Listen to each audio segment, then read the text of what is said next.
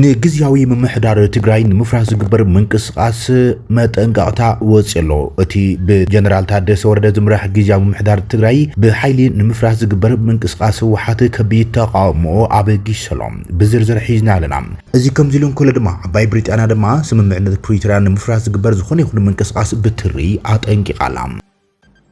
ህዝባዊ ወያነ ሓርነት ትግራይ ተግባራት ሻዕብያ ዘቃልዕዩ ዝተባሃለ ሰነድ ጆኖሳይድ ከም ዝኣገደ ዘመልክት ጸብጻብ ወፅዮም። ጀነራል ሳሙራ ዮኑስ ብዛዕባ ሓዱሽ ኩናት ኣጠንቂቖም። ጀነራል ሳሙራ ብዛዕባ ነጻነት ኤርትራ ዝምልከት እውን ጽኑዕ ዝበሎ መርገጺኡ ገሊጸሎም። ብዛዕባ በዓል ጀነራል ጻድቃን ገብረትንሳኤ መስረት ብምግባር ዝበሃሉ ዘረባታት መስረት ብምግባር እውን እቲ ጀነራል ብግልጺ ቅዋሙ ኣስሚዕሎ ኩናት ተወሊዑ ካብ ኣላማጣ ከም ዝሓልፉን ኣዘራራብ ርእይቶ ሂበሎ ክንነግረኩም ኢና። ንዝኾነ ይኹን ወፍሪ ተዳሊናልና ክብሎም ኣዛዚ ሰራዊት ኢትዮጵያ ኣፍሊጦም። ትግራዋይ ንኡስ ቃሉ ፑቲክ ኣብ ኢንስታግራም ሚልዮናት ሰዓብቲ ዘለዎ ፈላማይ ኢትዮጵያዊ ትግራዋይ ኮይኑሎም። ካብ ትግራይ ሆራይዘን ሰላምታና ብዘለኹም ይምጻሕኩም ሰብስክራይብ ላይክ ሼር እናገበርኩም ዜናታትና ክትከታተሉ ንዕድመኩም ብዝርዝር ክንነግረኩም ኢና። ክሳብ መወዳእታ ዜናታትና ተኸታተሉም።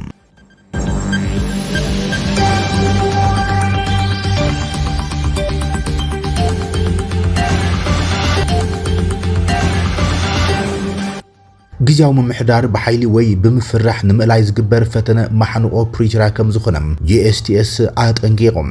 ኣብ ፕሪቶሪያ ዝተፈረመ ቀዋሚ ስምምዕነት ምቁራጽ ተጻብኦታት ሓደ ካብቶም ኣብ ዝቐረባ ግዘም ዝተረኣዩ ደማዊ ውግኣት ብምግታእ ንህዝቢ ትግራይን ብሓፈሻ ንህዝቢ ኢትዮጵያን ተስፋ ዝሃበ ኮይኑ ሙሉእ ትግበራት ስምምዕነት ምርግጋጽ ዘላቒ ሰላምን እቲ እንኮ መራጺም መንገዲ ኮይኑ ኩሎም መዳርግቲ ኣካላት ድማ ንዕኡ ተገዛእቲ ክኾኑ ይግባእ ኢሎም ማሕበር ምሁራት ትግራይ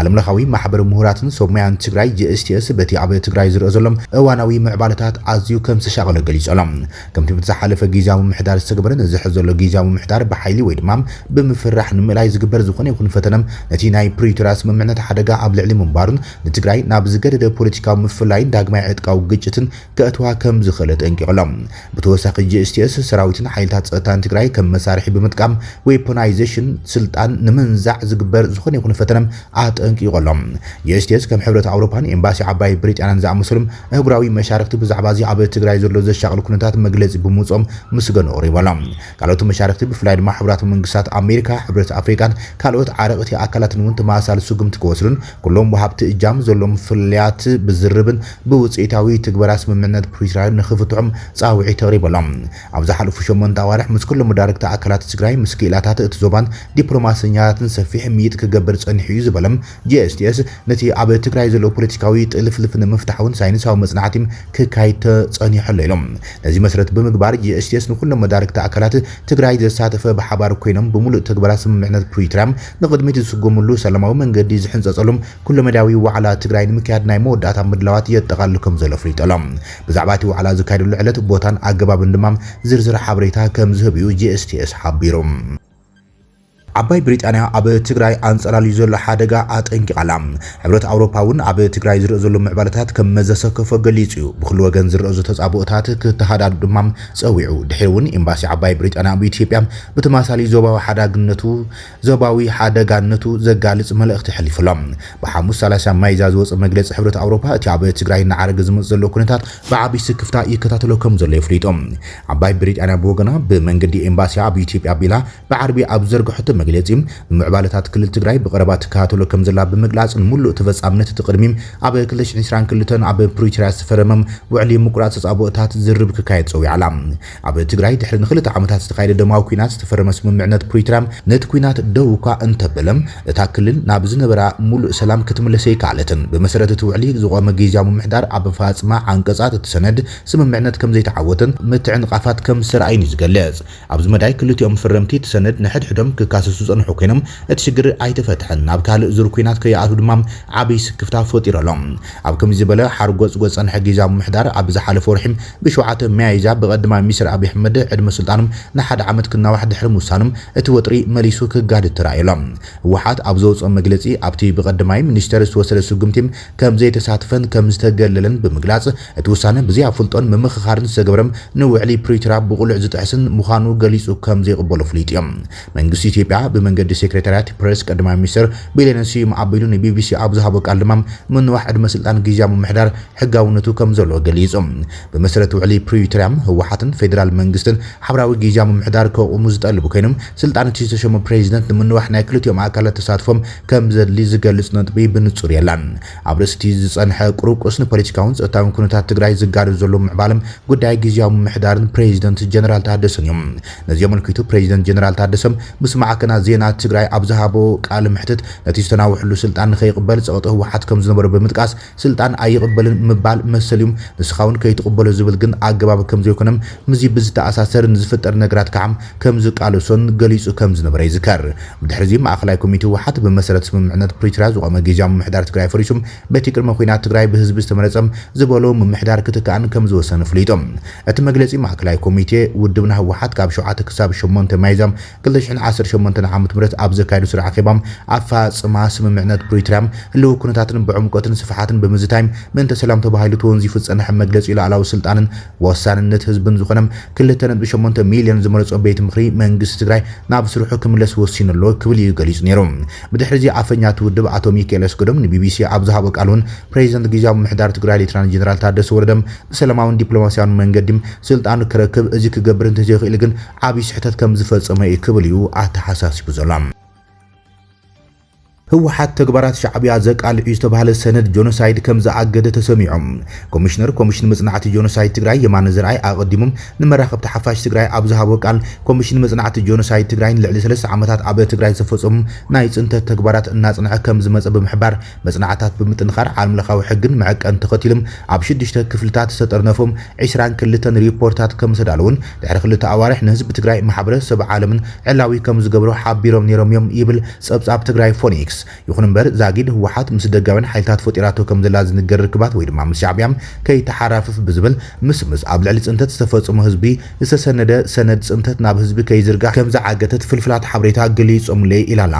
ኮሚሽነር የማነ ሽዑ እንተብርህ እቶም ኣብ 6 ክፍልታት ዝተጠርነፉ መጽናዕታት ማሕበራዊ መሰረተ ልምዓት ሃፍቲ ተፈጥሮን ከባቢ ኣየርን ኣምራቲ ኢኮኖሚ ሃፍቲ እንስሳ ዘገዳም ሴክተራት ወሃብቲ ኣገልግሎትን መንግስታዊ ኣብያተ ዕዮን ትካላትን ኣብ ዝብሉ ክፍልታት ከም ዝተጠርነፉ ድሕሪ ምግላጾም እቶም ክሳብ ሕዚ ዝተገበሩ መጽናዕታት ኣብ ትሕቲ ጽላት ዝርከባ ከባቢታት ዘየካተን ገና ዘይተዛዘመን ንምዕራብ ትግራይ ሓዊሱም ካልኦት ነዚ መጽናዕቲ ምቹው ባይታ ዘይብለን ቦታታት ብቐጻሊ ከም ጽናዕ ገሊጾም ስራሕትና በብእዋኑ ውድብ ሕብራት መንግስታትን ዓለም ለኸ ትካላት ሰብኣዊ መስላትን ሪፖርት እንዳገበርና መጽና ኢና ዝበለ ኮሚሽነር የማንም ኣብ ትግራይ ገበን ኩናትን ገበን ጽንተትን ከም ዝተፈጸመ ብምግላጽ ሕዝውን ዝተጠናኸረ መጽናዕቲ ንኽካየድ ዝምልከቱ ኣካላት ዲያስፖራ ትግራይን ሚድያታት ትግራይን ንዓለም ከቃልሑ ንላቦ ኢሉ እዩ ትብል ትግራይ ፎኒክስ እቲ ኣብ ውሽጢ ክልተ ወርሒ ክወጽእ ዝተባሃለ ሰነድ ጽንተት ዛጊድ 5 ኣዋር ሓሊፎ ዘሎ ኮይኖም እቲ ኮሚሽን እውን እንተኾነ ስራሓቱ ዶ ከብሎ ዝኽእል ኩነታት በፂሑ ከም ዘሎም ኣረዲኦምሎ ፍልፍላትና ክትብል እያ ትግራይ ፎኒክስ ጸብጺባ ዘላ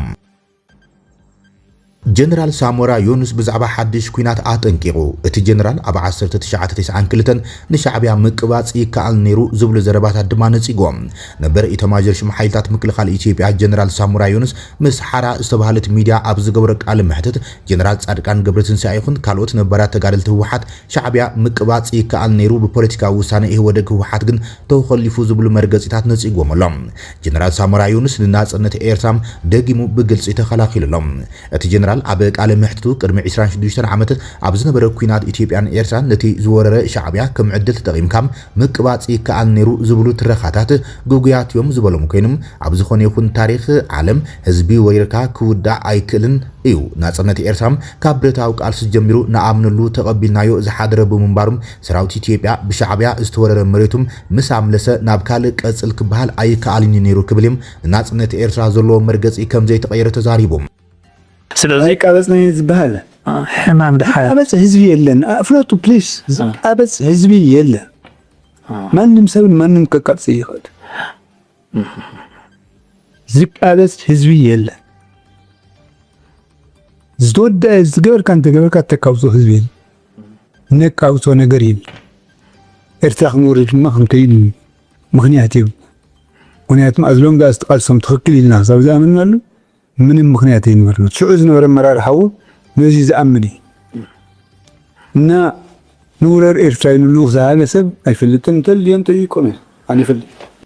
እቲ ጀነራል ኣብ እዋናዊ ኩነታት ትግራይ መሰረት ብምግባር ኣብ ዝሕለፎ መጠንቀቕታ ድማ መራሕቲ እቲ ስልጣን ተቆጻጺሮም ንትግራይ ናብ ጸገም ከውድቃን ከም ዲፋክቶ ስቴት ንባዕሉ ዝቆጽር ጉጅለም ናይ ምውጋዕ ዓቕሚ የብሉን ይክብል ተዛሪቡ